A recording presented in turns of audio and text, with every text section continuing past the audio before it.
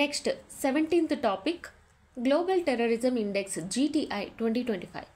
Institute for economics and peace విడుదల చేసిన global terrorism index GTI 2025లో ఫస్ట్ ప్లేస్గా Burkina Faso, second place Pakistan, 14th place భారతదేశం ఉంది.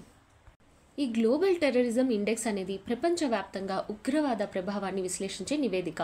ఈ నివేదికను ఎవరు విడుదల చేస్తారంటే institute for economics and peace IEP అనే ఆస్ట్రేలియా ఆధారిత సంస్థ విడుదల చేస్తుంది. ఇందులో 163 దేశాల్లో ఉగ్రవాద ప్రభావాన్ని విశ్లేషిస్తుంది. ఇవి ఉగ్ర దాడుల సంఖ్య, మరణాల సంఖ్య, గాయాల సంఖ్య, ఆర్థిక మరియు సామాజిక ప్రభావం వంటి అంశాల ఆధారంగా ఈ ర్యాంకింగ్ అనేది ఇవ్వబడుతుంది. ఉగ్రవాద ప్రభావాన్ని విశ్లేషిస్తుంది. ఇది ముఖ్యంగా ట్రెండ్స్ మరియు ప్యాటర్న్స్ని గుర్తించడానికి ఉపయోగపడుతుంది. సో GTI 2025కి సంబంధించిన టాప్ 10 ఉగ్రవాద ప్రభావిత దేశాలు ఏంటంటే ఫస్ట్ ప్లేస్ వచ్చి Burkina Faso, second place Pakistan, third place Syria, fourth place Mali, fifth place Niger, sixth place Nigeria, seventh place Somalia, eighth place Israel, ninth place Afghanistan, 10th place Cameroon. ఇంకా మన భారతదేశం అయితే 14వ స్థానంలో ఉంది. అసలు ఈ ర్యాంక్స్ అనేవి ఎట్లా క్యాలిక్యులేట్ చేస్తారు అంటే GTI ఉగ్రవాద ప్రభావాన్ని కొలవడానికి కొన్ని ముఖ్యమైన ప్రమాణాలను ఉపయోగిస్తారన్నమాట. ఫస్ట్ అటాక్స్ అంటే దాడుల సంఖ్య, ఒక దేశంలో జరిగిన ఉగ్ర దాడుల మొత్తం సంఖ్యను బట్టి. సెకండ్ డెత్ మరణాల సంఖ్య, ఉగ్ర దాడుల్లో మరణించిన వారి సంఖ్యను బట్టి. అలాగే థర్డ్ ఇంజురీస్ గాయపడిన వారి సంఖ్య, ఉగ్రదాడుల వల్ల గాయపడిన వారి సంఖ్య నుంచి. అలాగే ఫోర్త్ ప్రాపర్టీ డ్యామేజ్ ఆర్థిక నష్టం, ఉగ్రదాడుల వల్ల దేశ ఆర్థిక వ్యవస్థకు కలిగిన నష్టం నుంచి. మరియు ఫిఫ్త్ సోషల్ మరియు పొలిటికల్ ఇంపాక్ట్, ఈ దాడులు దేశ సమాజం మరియు రాజకీయ స్థిరత్వంపై చూపే ప్రభావం వల్ల. యాక్చువల్లీ ఈ సమాచారం అనేది గ్లోబల్ టెర్రరిజం డేటాబేస్ GTD నుండి తీసుకొని GTI స్కోర్ను లెక్కిస్తారు. అంటే గ్లోబల్ టెర్రరిజం ఇండెక్స్ యొక్క ర్యాంక్స్ అనేది ఇవ్వబడుతుంది. గాను భారతదేశం ఉగ్రవాదాన్ని ఎదుర్కోవడానికి అనేక చర్యలు తీసుకుంటుంది. మెయిన్ ఇండియన్ గవర్నమెంట్ ఇనిషియేటివ్స్ ఏందో చూద్దాం. First national investigation agency NIA 2008, ఇది ఉగ్రవాదంపై ప్రత్యేక దర్యాప్తు సంస్థ. Next unlawful activities prevention act UAPA 1967, ఇది ఉగ్రవాద కార్యకలాపాలను అడ్డుకునే కఠిన చట్టం. Next operation all out Jammu and Kashmir, ఇది ఉగ్రవాద నిర్మూలన కోసం భారత సైన్యం చేపట్టిన ప్రత్యేక చర్య. Next no money for terror conference, భారతదేశం ఉగ్రవాద ఫండింగ్ను అరికట్టడానికి అంతర్జాతీయంగా కార్యకలాపాలను నిర్వహిస్తుంది. Next financial action task force FATF సహకారం, ఉగ్రవాదానికి నిధులు సమకూర్చే వ్యవస్థను నియంత్రించేందుకు భారతదేశం FATF సభ్యత్వాన్ని వినియోగిస్తుంది. ఇక్కడ గత సంవత్సరం 2024తో కంపేర్ చేసినప్పుడు 2025 యొక్క GTI గురించి ముఖ్యమైన మార్పులు తెలుసుకుందాం. ఫస్ట్ పాకిస్తాన్ 3వ స్థానం నుంచి 2వ స్థానానికి చేరుకుంది. అంటే ఉగ్రవాద దాడులు భారీగా పెరిగాయి అనేసి. 2025లో పాకిస్తాన్లో ఉగ్రదాడులు 45%కి పెరిగాయి. దీని వలన ఆ దేశం అత్యంత ప్రభావిత దేశాల్లో ఒకటిగా మారింది. తహ్రీక్ ఈ తాలిబాన్ పాకిస్తాన్ TTP ప్రస్తుతం అత్యంత క్రియాశీలమైన ఉగ్రవాద సంస్థగా మారింది. ఇది ఇస్లామిక్ స్టేట్ KP మరియు అల్ ఖైదా కంటే ఎక్కువ ప్రమాదకరంగా మారింది. నెక్స్ట్ భారతదేశం 2024లో 13వ స్థానంలో ఉన్నింది. ఇప్పుడు ప్రజెంట్ 2025లో 14వ స్థానానికి తగ్గిందనమాట. కానీ ఇది ఉగ్రవాద ప్రభావంలో పెద్ద మార్పునైతే సూచించదు. భారత్కి ఇంకా సరిహద్దు ఉగ్రవాదం మరియు నక్సలైట్ కార్యకలాపాలను సమస్యలుగా ఉన్నాయి. కానీ పాకిస్తాన్తో కంపేర్ చేస్తే కనుక కొద్దిగా బెటర్ కండిషన్స్ అయితే ఉన్నాయి. అలాగే ఆఫ్ఘనిస్తాన్ పరిస్థితి అయితే చాలా వరకు మెరుగైందనమాట. అంటే 2024లో 1వ ప్లేస్లో ఉన్న ఆఫ్ఘనిస్తాన్ ప్రజెంట్ 2025లో 9th ప్లేస్కి వచ్చింది. ప్రజెంట్ 2025లో బుర్కినా ఫాసో ఆఫ్రికా దేశం అనేది ఫస్ట్ ప్లేస్లో ఉంది. కాబట్టి ఇది ఆఫ్రికాలో ఉగ్రవాదం పెరుగుతున్న దాన్ని సూచిస్తుంది. వీటి వల్ల భారతదేశంకు ప్రభావం ఏమిటంటే భారత్ తన సరిహద్దు భద్రతను మరియు ఇంటెలిజెన్స్ సేవలను మరింత బలోపేతం చేయాలి, ఉగ్రవాదాన్ని ముందుగానే గుర్తించాలి. అలాగే పాకిస్తాన్లో పెరిగిన ఉగ్రవాదం దాని పక్కనే ఉన్న దేశాలకు ప్రమాదంగా మారవచ్చు. కాబట్టి అంతర్జాతీయ స్థాయిలో ఉగ్రవాద వ్యతిరేక చర్యల్లో భారత్ చురుకుగా ఉండాలి. అలాగే ఆఫ్రికాలో ఉగ్రవాదం పెరుగుతుండటంతో ప్రపంచ భద్రతకు కొత్త సవాలుగా మారింది. అందుకే భారత్ ఇతర దేశాలతో కలిసి ఉగ్రవాదాన్ని అరికట్టేందుకు సహకరించాలి. Which country ranked first in the global terrorism index GTI 2025 as the most affected by terrorism? Option A Pakistan, option B Burkina Faso, option C of which Afghanistan, option D Syria. So the right answer is option B Burkina Faso. 19th topic air quality index 2024 ప్రపంచ గాలి కాలుష్య నివేదిక. ఈ గాలి నాణ్యత నివేదిక ప్రకారం భారత్ పరిస్థితి ఆందోళనకరంగా ఉంది.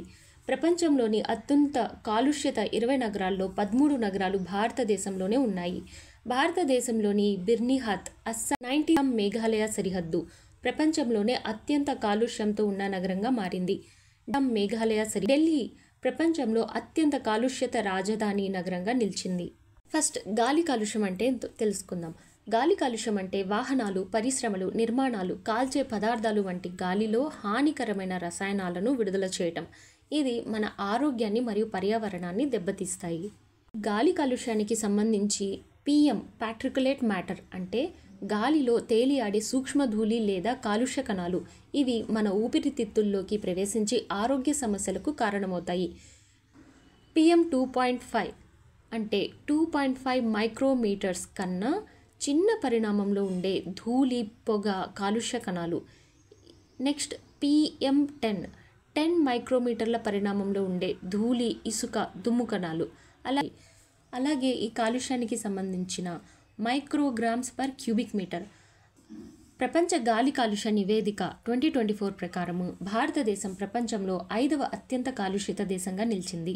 భారతదేశంలోని గాలిలో PM 2.5 స్థాయి అనేది 50.6 మైక్రోగ్రామ్ పర్ క్యూబిక్ మీటర్గా ఉంది.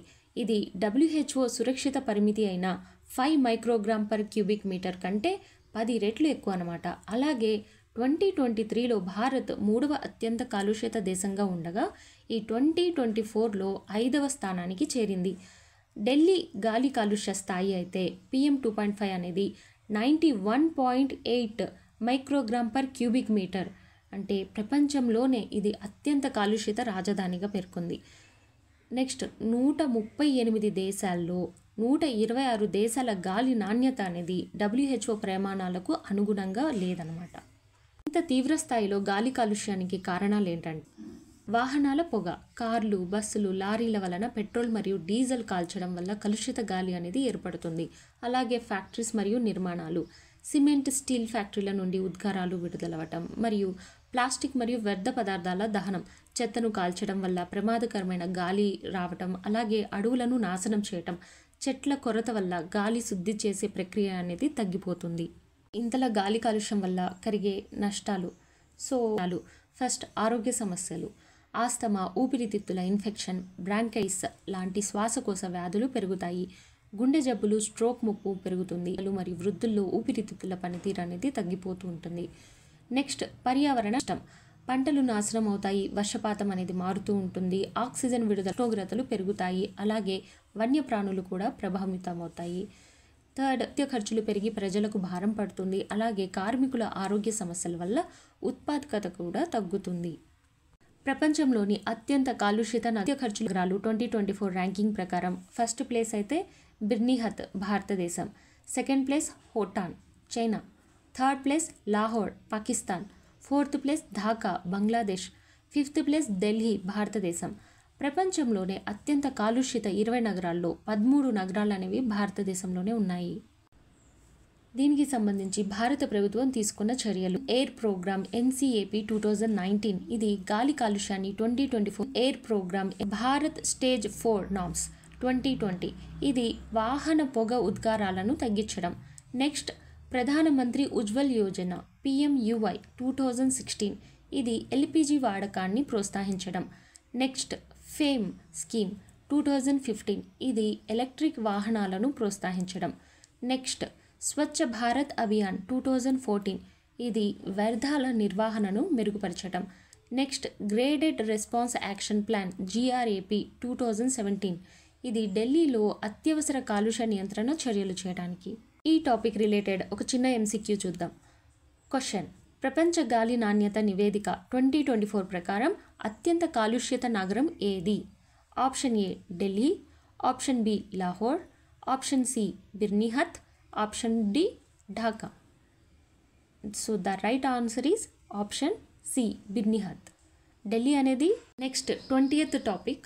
PM Narendra Modi honored with Mauritius highest civilian award, Grand Commander of the Order of the Star and Key of the Indian Ocean GCSK on Mauritius National Day 2025. 2025 March 12న భారత ప్రధాని మంత్రి నరేంద్ర మోదీ గారు 57వ Mauritius జాతీయ దినోత్సవ వేడుకల్లో ముఖ్య అతిథిగా పాల్గొన్నారు. మారిషస్ అధ్యక్షుడు ధరంబీర్ గోకుల్ గారు ప్రధాని మోదీకి GCSK అవార్డును అందజేశారు. GCSK అంటే grand commander of the order of the star and key of the Indian ocean. ఇది మారిషస్ ఇచ్చే అత్యున్నత పౌర పురస్కారం. ఈ గౌరవాన్ని పొందిన మొదటి భారతీయ నాయకుడు మోదీ గారే. ప్రధాని మోదీ ఈ పురస్కారాన్ని భారతదేశం మరియు మారిషస్ మధ్య గల మైత్రికి అంకితం చేశారు. భారత నౌకాదళం మారిషస్ జాతీయ దినోత్సవ ప్యారేడ్లో పాల్గొన్నారు. భారతీయ వంశస్థుల బీహారీ సాంస్కృతిక ప్రదర్శన గీత్ గవాయితో ప్రధాని మోదీకి స్వాగతం పలికారు. అసలు ఈ GCSK అవార్డు అంటే ఏంటి? Grand commander of the order of the star and key of the Indian ocean GCSK అనేది మారిషస్ అత్యున్నత పురస్కారం. ఇది మారిషస్ అభివృద్ధికి, అంతర్జాతీయ సంబంధాలకు సేవ చేసిన ప్రముఖులకు మాత్రమే ఈ గౌరవం అనేది ఇవ్వబడుతుంది. ఇందులో భారతదేశం మరియు మారిషస్కు మధ్య బలమైన సంబంధాలను మరింత గాఢం చేసినందుకు గాను మోదీ గారికి ఈ అవార్డు అనేది లభించింది. ఇక్కడ ముఖ్యంగా గుర్తుపెట్టుకోవాల్సింది మారిషస్లో గీత్ గవాయి సాంస్కృతిక ప్రదర్శన. ప్రధాని మోదీ మారిషస్లో భారతీయ వంశస్థుల బీహారీ సంగీత ప్రదర్శన గీత్ గవాయితో ఆహ్వానించబడ్డారు. సో ఇది బీహార్ ప్రాంతానికి చెందిన ప్రాచీన సంగీత రూపం. ఇది భోజ్పురి ప్రజల సంస్కృతిని ప్రతిబింబిస్తుంది. ఈ సంగీత ప్రదర్శనను ముఖ్యంగా మహిళలు ప్రధానంగా చేస్తూ ఉంటారు. మారిషస్లో 2016 డిసెంబర్లో యునెస్కో ఈ గీత్ గవాయిను intangible cultural heritage of humanity జాబితాలో చేర్చింది. ఏంటి? నెక్స్ట్ భారత్ మారిషస్ బంధం ఎందుకు ప్రత్యేకం అంటే మారిషస్ జనాభాలో 70% మంది భారతీయ మూలాలు ఉన్నవాళ్ళే. వీళ్ళు 19వ శతాబ్దంలో బ్రిటిష్ పాలన సమయంలో భారతీయ కూలీలు చాలా వరకు మారిషస్కు పంపబడ్డారు. అందుకని మారిషస్లో హిందీ, భోజ్పురి భాషలు మాట్లాడుతూ ఉంటారు. అలాగే భారతీయ సంస్కృతికి ఇవి చాలా దగ్గరగా ఉంటాయన్నమాట. అలాగే రాజకీయ మరియు వ్యూహాత్మక సంబంధాలు. భారతదేశం మరియు మారిషస్ మధ్య బలమైన వ్యూహాత్మక సంబంధాలు ఉన్నాయి. అంటే భారతదేశం మారిషస్ అభివృద్ధికి ఆర్థిక సహాయం, రక్షణ పరంగా మద్దతు అందిస్తుంది. అలాగే మారిషస్ కూడా అంతర్జాతీయ స్థాయిలో భారతదేశానికి మద్దతునిస్తుంది. అలాగే మారిషస్ అభివృద్ధికి భారత్ చేస్తున్న సహాయం. ఫస్ట్ ఆర్థిక సహాయం. భారతదేశం మారిషస్ మెట్రో, రహదారులు, విద్యుత్ ప్రాజెక్టులకు నిధులను అందిస్తుంది. అలాగే రక్షణ సహాయం. భారత్ నౌకాదళం మారిషస్ కోస్ట్ గార్డుకు రక్షణ పరికరాలను అందిస్తుంటాయి. నెక్స్ట్ విద్య మరియు సాంస్కృతిక సహాయం. భారత ప్రభుత్వం స్కాలర్షిప్స్ ద్వారా మారిషస్ విద్యార్థులకు విద్యా అవకాశాలను ఇస్తుంటుంది. నెక్స్ట్ మారిషస్ అభివృద్ధికి భారతదేశం తీసుకుంటున్న చర్యలు. ఫస్ట్ భారత్ మారిషస్ CECPA ఒప్పందం. భారతదేశం మొదటిసారిగా ఓ ఆఫ్రికన్ దేశంతో అభివృద్ధి చేసిన ఆర్థిక ఒప్పందం అన్నమాట. Second Sagar security and growth for all in the region program. ఇది భారతదేశం మారిషస్తో పాటు ఇతర ఇండియన్ ఓషన్ దేశాలకు రక్షణ సహాయం అందిస్తుంది. Third ITEC programme. మారిషస్ యువతకు విద్య మరియు స్కిల్ డెవలప్మెంట్ ట్రైనింగ్. ఈ టాపిక్కి సంబంధించి ఒక చిన్న MCQ. క్వశ్చన్: 2025లో మారిషస్ ప్రధాని మోదీకి ఏ అత్యున్నత పురస్కారాన్ని అందించింది? Option A Nehru award, option B grand commander of the order of the star and key of the Indian ocean GCSK, option C Bharat Ratna, option D Indian ocean merit award. So the right answer is option B GCSK award.